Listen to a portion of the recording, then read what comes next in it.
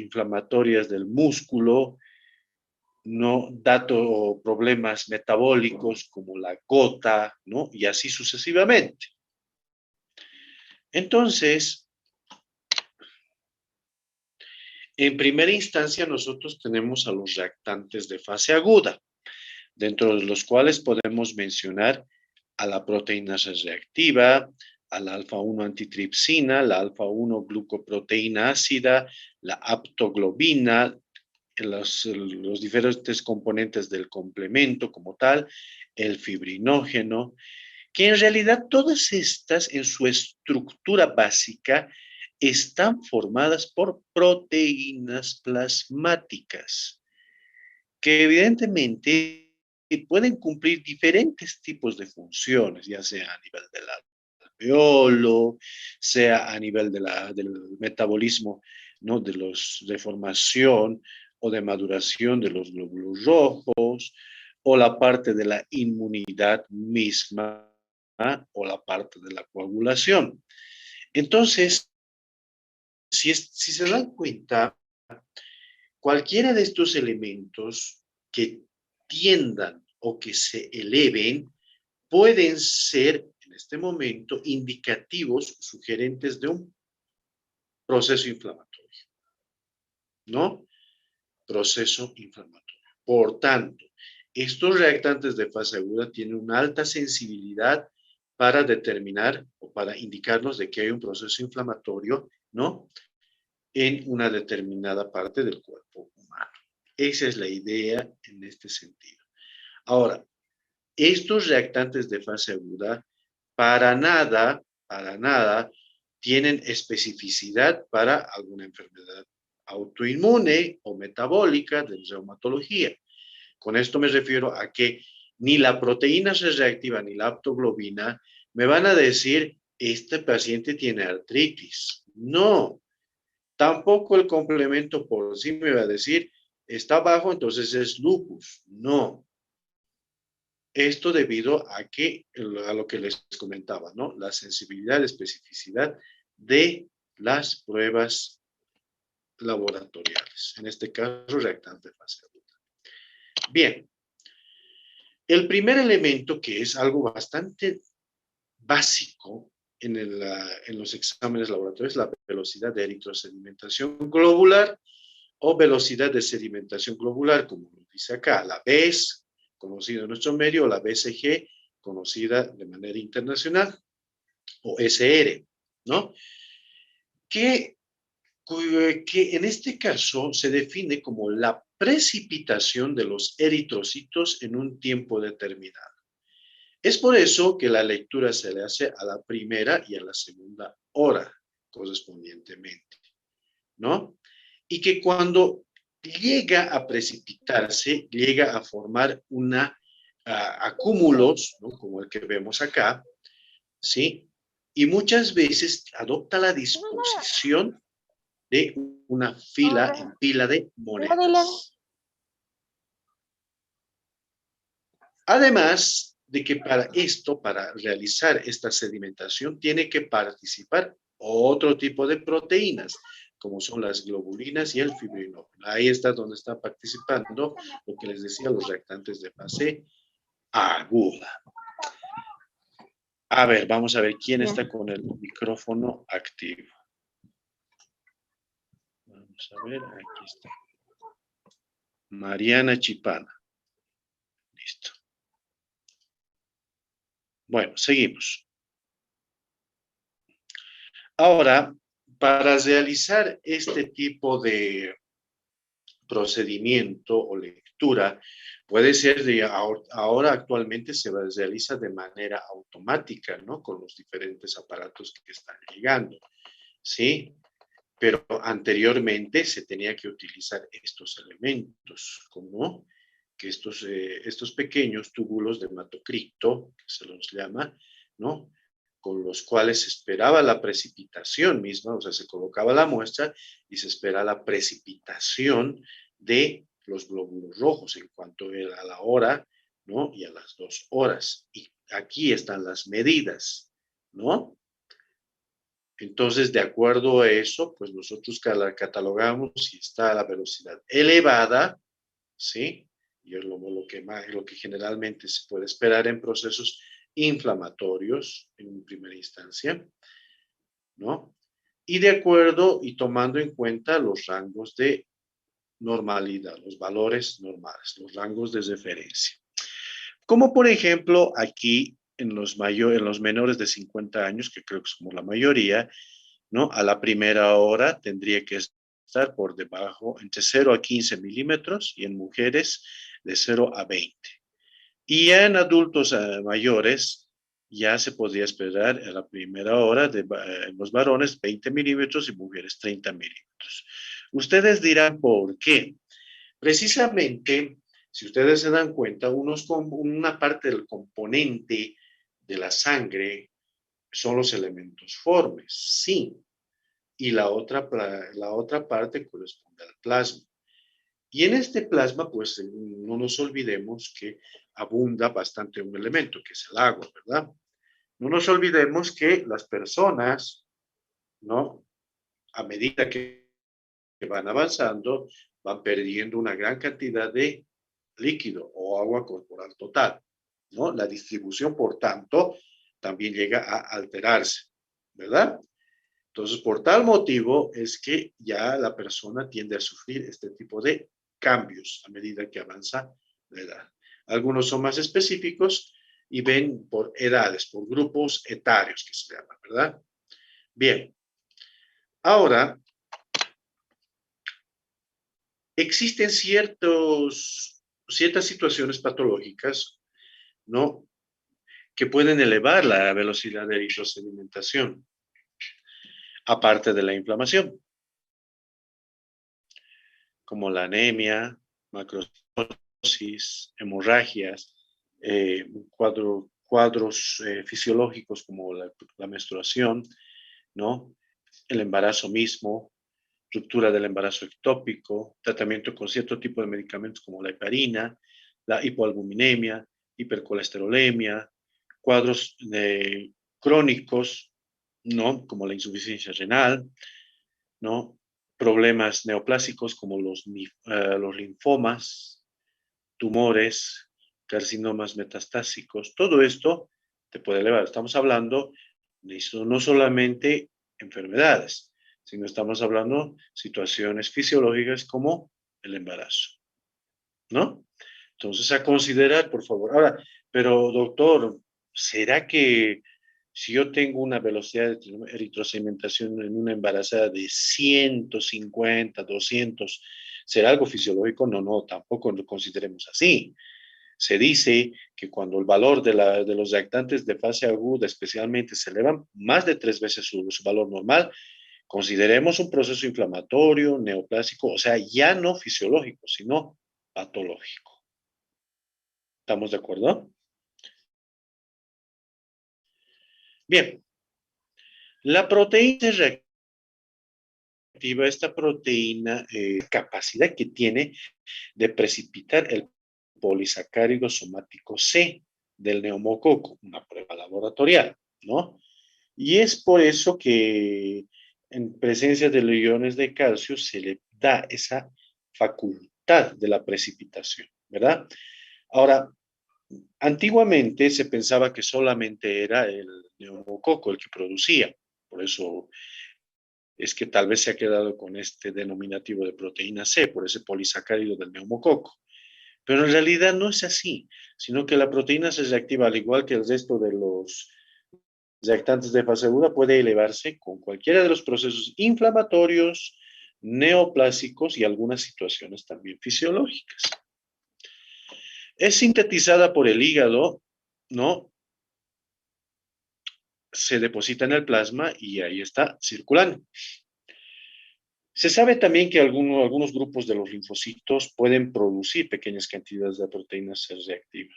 Su elevación en el plasma pues, se produce a las 2 horas y alcanza una concentración de 48 horas. Y esto es algo importante a considerar, porque veamos que cuando una persona cursa con un proceso infeccioso, ¿no?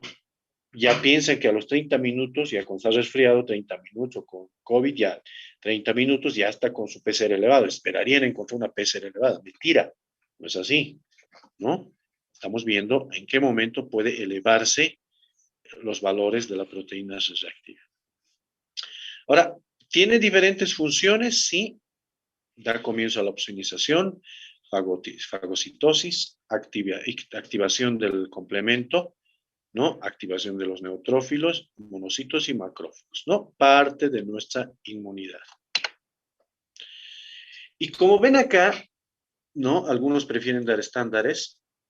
Si yo tengo una PCR normal, una proteína C reactiva normal, o discretamente elevada, digamos, miren que se puede presentar, como les dije, ¿no? En situaciones fisiológicas como el ejercicio, el embarazo, y ya patologías como la gingivitis, desfrío, cuadros como las convulsiones, la diabetes misma. Pero ya cuando tenemos valores entre 1 y 10, que lo llaman moderada, vamos a hablar de cuadros como el infarto de miocardio, las neoplasias, pancreatitis, cuadros inmunológicos como la artritis. Y cuando ya están elevadísimas, más de 10 miligramos de cilitro, procesos infecciosos severos como la sepsis, traumas o vasculitis sistémica, ¿no? Y neoplasias también incluidas. Entonces, si se dan cuenta, hay ciertos elementos, ciertos estudios que nos han ubicado en este sentido para ver en qué situaciones puede elevarse la proteína C reactiva. Bien, pasamos de estos dos elementos que son los reactantes de fase aguda a pasar a un elemento que también es importante dentro de los laboratorios, como es el ácido úrico. El ácido úrico, en realidad, en su forma de urato monosódico, es el producto final del metabolismo de las purinas. Las purinas, ustedes saben que tenemos en todas nuestras células y en todas las células que ingresan a nuestro organismo, ya sea por la vía digestiva, por ejemplo, la carne. Y es eliminado por el riñón, a través del riñón, ¿no? Una parte y otra a través del tubo digestivo. Ahora, nosotros consideramos que un varón podría tener menos de 7 miligramos de cilitro y mujeres por debajo de 6 miligramos de cilitro, ¿no? El detalle es que cuando tenemos valores altos, significa que algo está sucediendo. O es que está ingresando o está produciendo mucho ácido úrico, o es que está disminuyendo la eliminación del ácido úrico. ¿Dónde estará el problema? Hay que averiguarlo. Sin embargo, el detalle es que el ácido úrico es un examen laboratorial que nos guía en el diagnóstico de este proceso que se llama gota. ¿No? Gota. De la parte metabólica nos pasamos al proceso, a las enfermedades autoinmunes. Y precisamente estos señores, los autoanticuerpos, ¿no? Son los que marcan el inicio del proceso autoinmune. Evidentemente, nosotros, a través de nuestros linfocitos B, llegamos a producir una serie de anticuerpos, llámese IgG, IgM, IgA, IgD, etcétera, ¿no? Y que en realidad los más representativos son la IgM y IgA, o IgG, perdón, que están dentro de los procesos autoinmunes, ¿verdad? Y en realidad nos defiende particularmente de gran parte de los microorganismos. En una etapa inicial, la IgM, y posteriormente la IgG, ya que sería parte de la inmunidad ya de memoria, ¿no? Bien, entonces, precisamente se han ido estudiando diferentes tipos de anticuerpos en diferentes enfermedades, como por ejemplo estas, las antiestreptolicinas, que en realidad son hemolicinas producidas por el estreptococo beta hemolítico de los grupos A, C y G, que incluyen en la mayoría de estreptococos patógenos para el hombre. A estos grupos me refiero. Estas hemolicinas se han reconocido de dos tipos, la streptolicina O y el oxígeno lábil y la streptolicina S, oxígeno resistente. Ahora, estos dos tipos de estreptolicinas, en realidad, son las que llegan a producir, o más bien dicho, ser el objetivo de estos anticuerpos en inicio. O sea, de manera natural, el paciente o la persona produce anticuerpos contra estos elementos. Lo sabemos. Pues ya sabemos por qué es antiestreptolicina. porque está dirigido contra estas estreptolicinas producidas por estos señores, por los estreptococos beta hemolíticos. Ahora, el detalle es que estos autoanticuerpos no solamente reaccionan en un momento determinado contra estos agentes, ¿no? Sino que están reaccionando también con estructuras similares en este caso, a las estreptolicinas, que desafortunadamente se encuentran en la pared celular o en la membrana celular de nuestros órganos, principalmente articulaciones, corazón, ¿no? Y parte de la piel. Es por eso que estos autoanticuerpos, ¿no? Llegan a guiarnos o a más tarde desarrollar cuadros como por ejemplo la fiebre reumática, ¿no? La fiebre reumática, porque se conoce como mimetismo molecular, ¿no? Es lo que llega a producir el proceso inflamatorio en estos órganos que les comenté. Pero es que de ahí recibe el nombre de AST, ¿no? Antiestreptolicinas, ¿no? ¿Y por qué O? Porque ASTO, porque es esta antiestreptolicina, o la que es el objetivo, ¿no? Y la culpable del proceso autoinmune. Otro examen que también es importante, algo importante, ¿no? Si bien tiene una alta sensibilidad en el 85% de pacientes que presentan una infección estreptocócica, excelente, ¿sí? La especificidad no es baja para enfermedades reumáticas del tipo de la fiebre reumática. Si bien es un marcador que se puede presentar, esto también puede presentarse, este ASTO, en artritis reumatoide, puede salir positivo en endocarditis, ¿no? Y otras enfermedades, ¿sí? Es por eso que en esta enfermedad no existe un laboratorio que te diga esto es fiebre reumática y se acabó. No hay hasta el momento, ¿no? O sea, se tiene que reunir una serie de elementos que los llamamos los criterios para decir si todo concuerda para decir que es una fiebre reumática, incluido el astro. O sea, me refiero que una persona le duela su rodilla y que de repente venga con su astro positivo, no, un ratito. Si no tiene artritis o artralgias inflamatorias, no tiene, qué sé yo, lesiones cutáneas, no tiene lesiones valvulares, no puedo considerar que sea una fiebre reumática. Peor aún que no tenga fiebre. Ojo con eso. Factor reumatoide. 1930, Cecil, Nichols y Stainsby son pacientes con artritis reumatoide que lo consideraban infecciosa crónica. Se dieron cuenta que presentaban un título alto de aglutininas antiestreptocócicas. Mira cómo ahí vuelve a aparecer los anticuerpos antiestreptococo, ¿no? En este caso de otro tipo.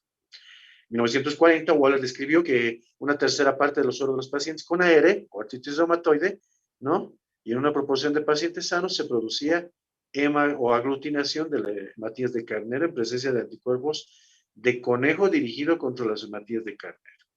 Entonces ahí es donde empieza a aparecer exámenes de laboratorio, ¿no?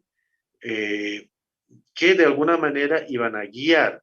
No todo era correcto, no se olviden la incompatibilidad de grupos, ¿no? Que de alguna manera eso iba a presentar un falso positivo. Cuidado con eso, ¿no? Pero quizá lo que los motivó a estos señores es que agarraron el grupo de pacientes con artritis reumatoide y se producía una aglutinación.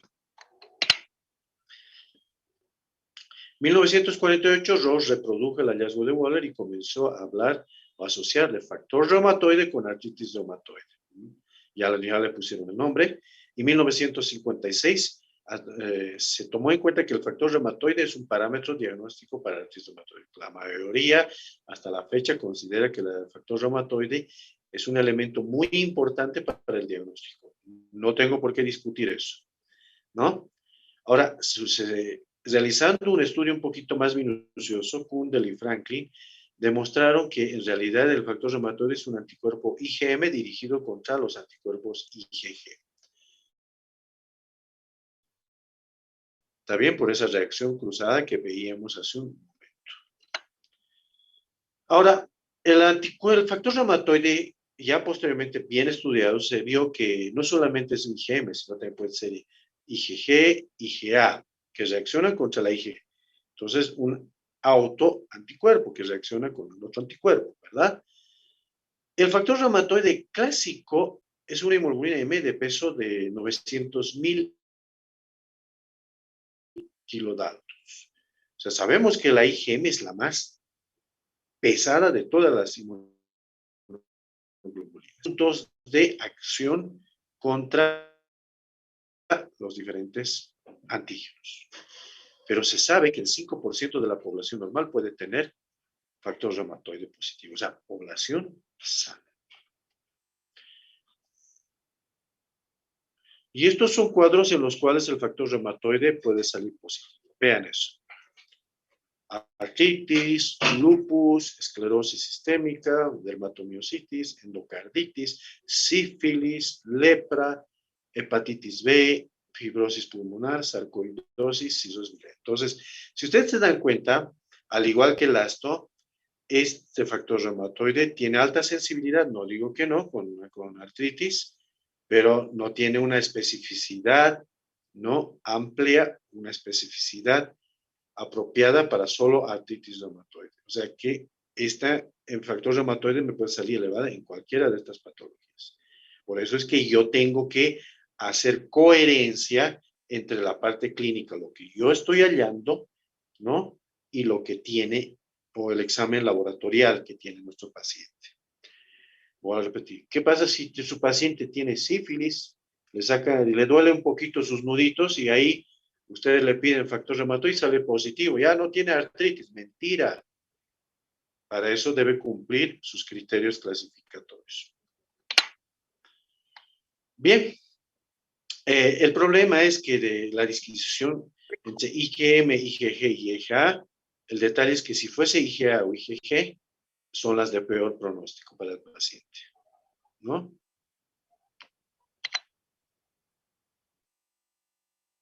Entonces, si ustedes se dan cuenta, ahí está la aglutinación. Vean cómo aquí se está aglutinando, ¿no? Los autoanticuerpos, ¿sí? Esta granulación que nosotros vemos aquí. Y aquí no está para nada, no se puede observar. Interesante. Anticuerpos antinucleares. Vean cómo se tiñe tan bonito el núcleo en algunas, con el método de la inmunofluorescencia, que es la que tiene mayor sensibilidad para la determinación de estos anticuerpos, ¿no? En realidad, estos anticuerpos son proteínas del tipo IgM o IgG que están dirigidas contra elementos del núcleo, principalmente la cromatina, ¿sí?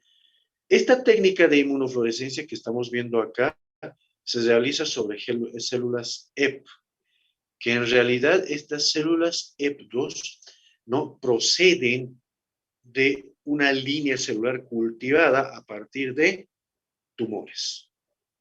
A partir de tumores. No nos olvidemos de esto.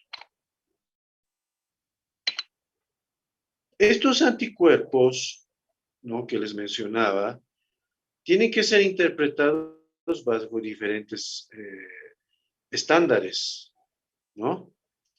Tenemos diferentes patrones que puede tener el paciente en su examen, como el patrón homogéneo, periférico, nucleolar, centromérico, moteado fino, moteado grueso, moteado pleomorfo y aparato mitótico, y hay muchas más ahora.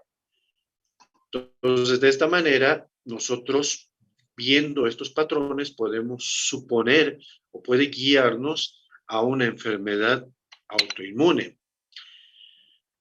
El patrón periférico tiene la tendencia a mostrarnos que se tiñe, en realidad resalta la parte periférica del núcleo, como un anillo.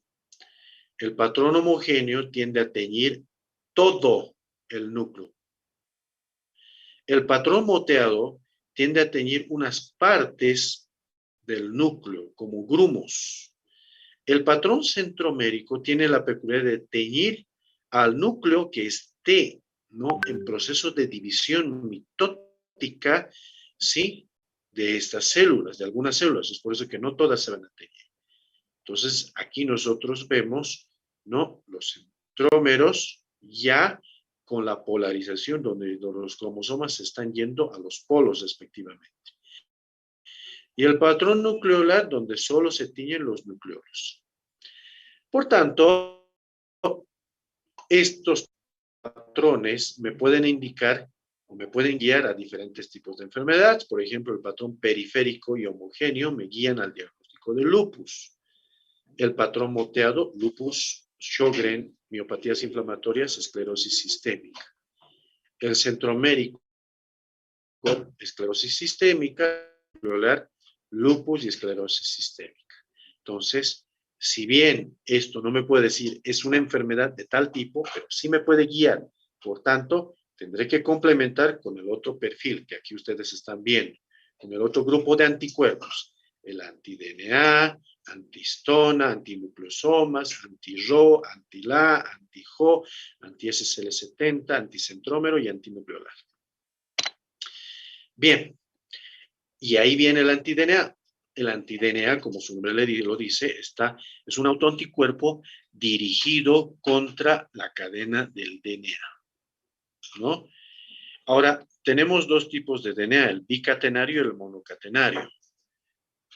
Y precisamente el anti-DNA de este tipo, el DS, el de doble cadena se lo llama, está dirigido contra el bicatenario. Y este es el autoanticuerpo que, como ven aquí, por la técnica de radioinmunoanálisis o ELISA, son los que nos llevan a una especificidad del 84% en el diagnóstico de lupus.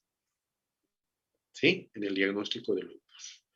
Evidentemente hay otro tipo de técnicas como la técnica de inmunofluorescencia, inmunoensayo clásico, ¿no? Que son un poco más específicos y que sí, realmente esto nos puede ayudar en el diagnóstico de lupus. Bien, esto se puede presentar en el 60-70% de los casos y hasta un 90% de la enfermedad activa. Estamos hablando de lupus.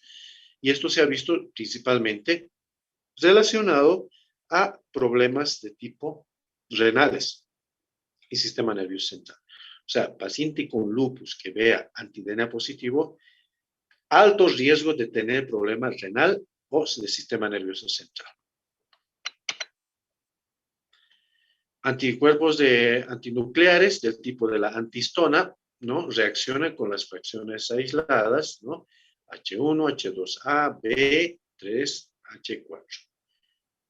Este complejo anti-DNA histona, ¿no?, puede y es en realidad, como se ve a través de la inmunofluorescencia, aparecer en cuadros conocidos como el lupus inducido por fármacos. Y es precisamente esto que hay que marcarlo como un punto aparte, que hay cierto tipo de cuadros inmunológicos que pueden ser precipitados por algunos fármacos, que evidentemente cuando tú retiras el fármaco, la enfermedad se puede autocontrolar. Y eso pasa con los antihistonas, ¿no? Y eso se ha visto en especialmente pacientes que reciben el tratamiento de tuberculosis, como la isoniazida, o pacientes cardiópatas que reciben la hidromacina. Anticuerpos dirigidos contra el ARN, sí, tenemos aquí anticuerpos antirribonucleoproteínas, sí, ya sean nucleares o sean citoplasmáticas. Y esto precisamente se ha podido ver en cuadros como, por ejemplo, la enfermedad mixta del tejido conectivo. Entonces, el perfil ENA, que son en este caso, los anticuerpos nucleoextraíbles, está conformado por el anti-SMIT, el URNP, el anti-SMIT presente principalmente en lupus, ¿no? El anti-URNP, uracilo 1 ribonucleoproteinasa, característico de la enfermedad mixta del tejido conectivo, también se puede ver en lupus. El anti-Ro, ¿no? Que se puede presenciar en el síndrome de Sjögren primario, en el lupus eritematoso sistémico, cuando tiene compromiso cutáneo, sí, en el síndrome de Sjögren secundario también lo podemos ver. Y el anti-La es visible también en lupus, ¿no? Con compromiso cutáneo y en el síndrome de Sjögren primario. SSA por síndrome de Sjögren A, SSB por síndrome de Sjögren B, porque eso es en el orden en que han sido descubiertos estos o estas proteínas, anticuerpos. Los antisintetasas, estos autoanticuerpos, ¿no? Como el RNA, aminoacil transferasa RNA sintetasa, son autoanticuerpos dirigidos contra otras proteínas, ¿no? Con donde vemos aquí el antijo 1, que esto se puede evidenciar en cuadros como la polimiositis. Este anti-Yo 1 es uno de los elementos que se encuentra cuando el paciente tiene, con polimiositis, además tiene enfermedad pulmonar intersticial difusa o compromiso pulmonar. El anti-PMSCL, la combinación de este anticuerpo, nos habla de que puedes tener un paciente polimiositis y esclerosis sistémica. El anti-PES ribosomal, principalmente en pacientes con lupus que puedan tener cuadros neurológicos. Anticuerpos anticitoplasma de neutrófilo o contra el neutrófilo. Estos anticuerpos que los podemos ver también, miren aquí cómo se tiñe el citoplasma a diferencia de los antinucleares. Lo pueden ver, ¿verdad? ¿Sí? ¿Lo ven? ¿Sí o no? Sí, doctor, se ve. Respondan, pues, o están durmiendo. No estoy grabando, por si acaso. Bueno, seguimos. Entonces, aquí vemos miren la inmunofluorescencia, cómo tiñe el citoplasma y el núcleo se queda así, ¿no? Entonces, estos anticuerpos anticitoplasma de los neutrófilos, me queda un minuto. Si se corta, por favor, vamos a volver a reiniciar. Les paso el link, por favor. Está dirigido principalmente por algunas estructuras que se los llama los gránulos citoplasmáticos de los neutrófilos.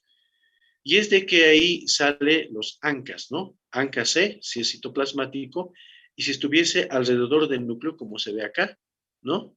ANCA P. ¿Y a qué me guía esto? Principalmente a enfermedades como las vasculitis. Se las llama el grupo de las vasculitis ANCA, ¿no? Ahí tenemos a la granulomatosis con poliangeitis, granulomatosis eosinofílica y la poliangitis microscópica. Esas tres enfermedades.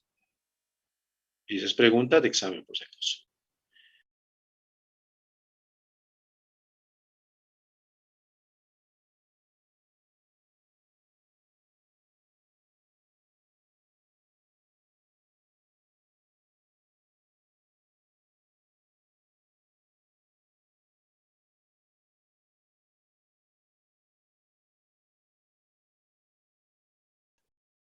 Que está dirigido contra el factor perinuclear, antiqueratina y antifibrilina.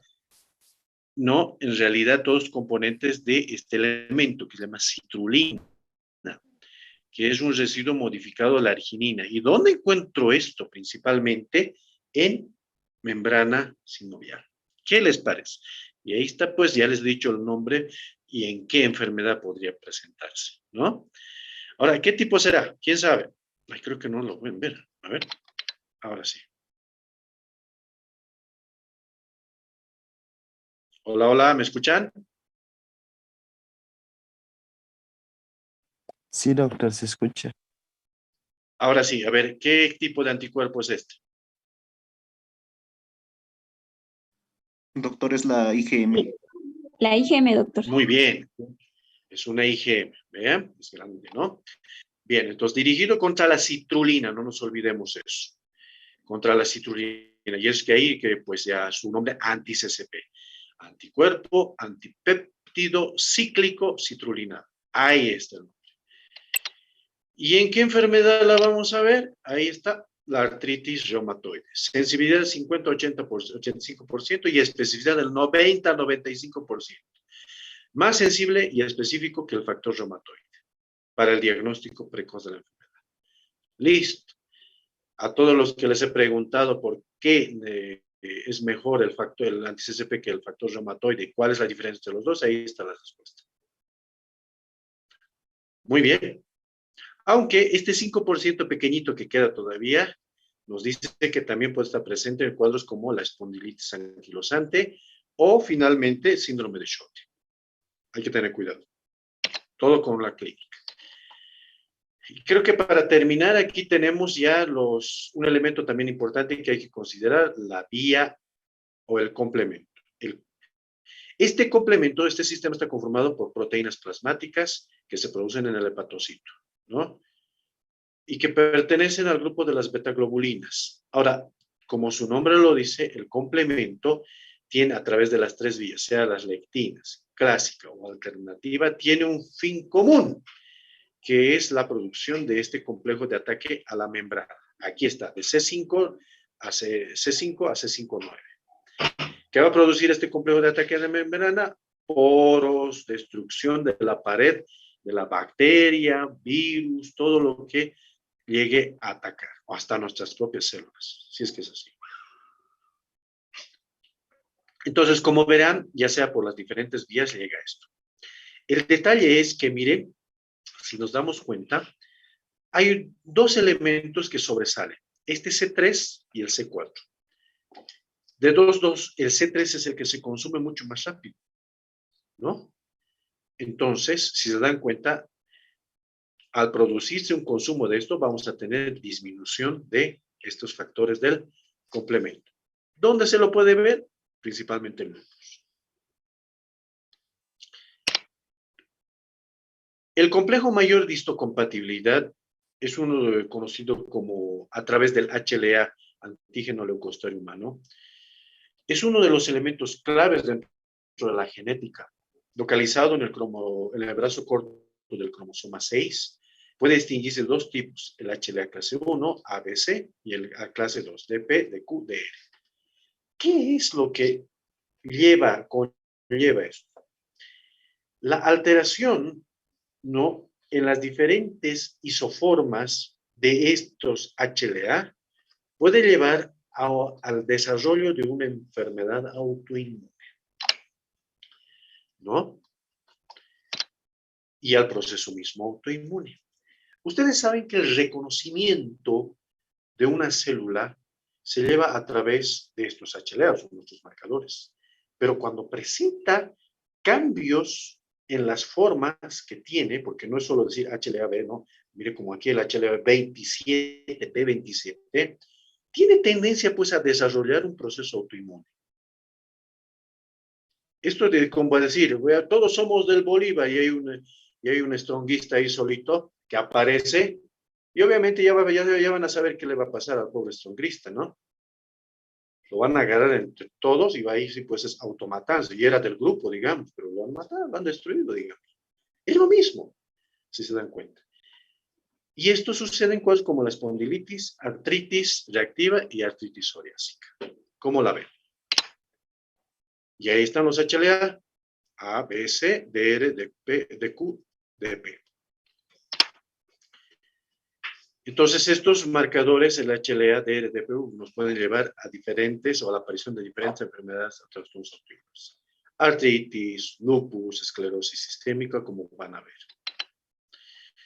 Muy bien, hasta aquí la parte de laboratorio.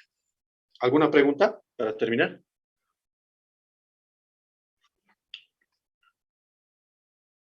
Creo que he resuelto algunas dudas de los estudiantes, especialmente de los míos, ¿no? Chicos. Sí, doctor. Eso, me agrada. Bueno, de todas maneras, pues, si tuviesen alguna duda, siempre estamos abiertos. Si crean un grupo y me incluyen, pues ahí vamos a discutir algunos detallitos que tengan. Sin más ni más, nos estamos viendo hasta la próxima teórica. Que les vaya muy bien, que tengan una buena tarde.